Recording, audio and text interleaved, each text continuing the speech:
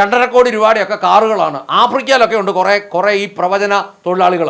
അവന്മാർ പോകുമ്പോൾ മുന്നിൽ ഒരു 3 മോട്ടോർ സൈക്കിൾ ലൈറ്റൊക്കെ ഇട്ട് ഇങ്ങനെ മിന്നി, അതിൻ്റെ പുറകിൽ ഒരു 3 മോട്ടോർ സൈക്കിൾ, അതിൻ്റെ പുറകിൽ ഒരു 2-3 കാറുകൾ, അതിൻ്റെ പുറകിൽ ഏറ്റവും വലിയ ഒരു കാറിൽ ഇങ്ങനെ മലന്ന് കിടന്ന രാജാവ് വരുന്നത്, പ്രവചന രാജാവ്.